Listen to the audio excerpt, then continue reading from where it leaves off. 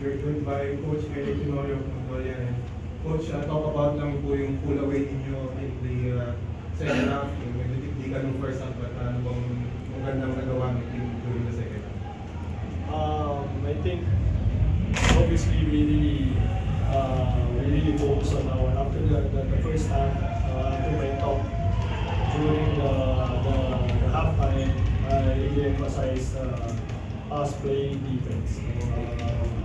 So actually we had a slow start offensively, but I think defensively we're on track, during the first half, and then we still I still emphasize it really the second half to play defense, because obviously we can score anytime. The question is, can we get a stop?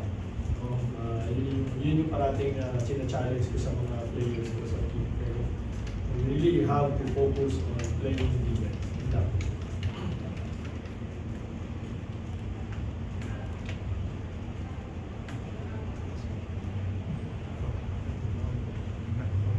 Coach, congratulations. Coach, nakapag ng defense, well, sila Missy, sila in-import nila despite having their numbers, pinagapan sila on the defensive end. Yes, actually our goal is really to lower down the scoring output, because they're really, I think they're scoring above 100 every game. So this game we really challenge ourselves to parang to maintain or to limit them to their average, but I didn't expect that we can limit them to 70 points. But I have to give credit to my players that they play the game and they really focus on the defense, which is really what we need this coming weekend. Hopefully we can play defense like this also, and against we're playing this Friday and Sunday's game. We're playing the top two teams. So this is a good win for us going to that game. Good confidence boost for our team. Going to that game with a 2-game winning streak, and playing a good defensive game this game, and hopefully we can continue to get better. Great, congratulations. Since you've come over, Malolos been unbeaten, just know about your presence and how is the team adapting to you after 2 games? So far so good. I didn't catch the first part of Coach's last statement, but I imagine he said, what we've been focused on is defense, and I think that's what the reasoning behind a little bit of our sloppy offense, especially in the first half. But to hold a team to 70 points that averages over 100 a game, that's the kind of basketball we want to play. And Coach told us before the game, all we got to do is win by 1 point. Now, obviously, we did a little better than that tonight, but holding a team to 70 points, that's what's going to get us wins in this league. And offensively, things are going to settle in, especially for me as I get used to the physicality of things. I had a better second half, but it's not all about me, it's about our team. And we had some guys come off the bench and play great minutes for us in the second half. And overall, like we've been saying, we want to play defense, and we did a great job of that tonight. Coach? Coach, ano lang, kasi nga, you guys are now in the midst of a 2-game winning streak, entering Friday's game, Clasico. Siyempre alam naman natin na sa kabila na ngayon. Dave doesn't know the history of the game on Friday, and I don't want to focus on it. So he's been researching about it basically. But again, I think going to that game, we don't want to focus on that first. We really want to focus on this game, and then now going to the practice tomorrow, now we can focus on Ginebra. Ginebra first. So Manila Clasico.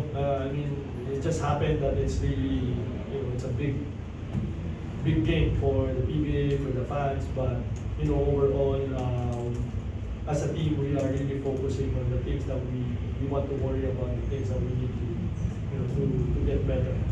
So yung importante sa amin, just have to get better moving forward.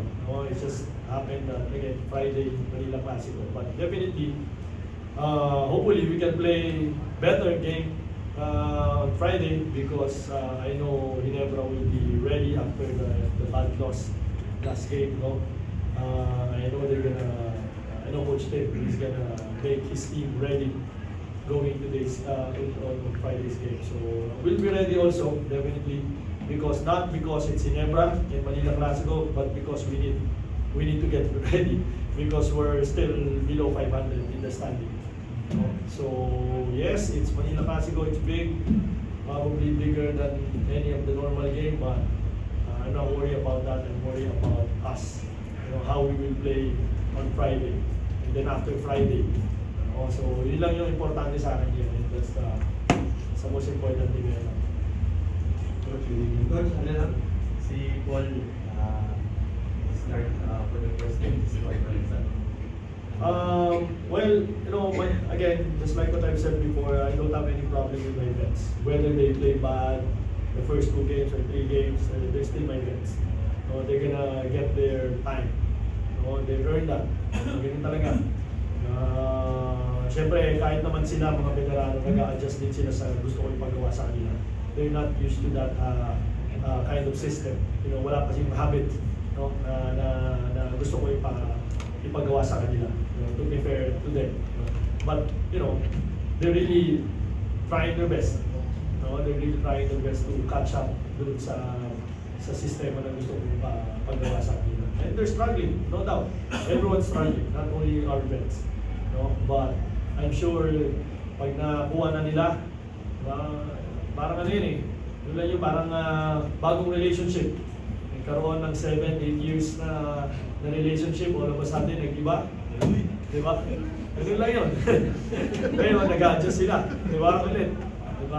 Masakit para sa kanila kaya nagsastruggle sila. Tama ba? So, ganun lang yun. Parang ganun lang yun. So, but eventually, they will get it. Coach, nabagay ko na rin yung Reds. Parang can you just ask you lang about sa nagiging production ni Rome? Kasi parang even nung struggling kayo, medyo consistent yung nagiging production niya. The way I look at Rome, he's the anchor of our team defensively. He's getting his points, bonus points na lang sa akin yun para sa kanya. Pero defensively, yun talaga gusto kong i-focus sa kanya. And he's been doing it. That's why he's playing, not because of his offense. Because he's really the anchor of our defense, especially start of the game. What's masabi mo lang kay Baroka tonight? Kay Mark Baroka? Well, si Mark he's always ready. He's a vet that anytime you need him, he will deliver. Whether it's points, defense, lock in yung isang player, or getting the rebounds, makapagpalitan ng mukha, that's Mark Baroka. Again, he will be the same player definitely in the system. Siyempre, sanay na rin siya sa ganung sistema na sa kanyang ginagawa. So, I have to give it to him. Clint, to close it out, just your thoughts on facing on Friday Justin Brownlee, then on Sunday Justin Patton. Two Justins. We got to take it one game at a time. I've been watching as much as I can of the league, and I watched the game last. So we obviously know that they're going to come out for blood. So we have to focus on ourselves. We have to focus on our defense and work on these next 2 days to get better. So the most important thing is that we focus on what we need to do and game plan and be ready. So I'm excited about it, and I know everybody else is. Thank you, Thank Coach. you. Thank you, Clint. See you on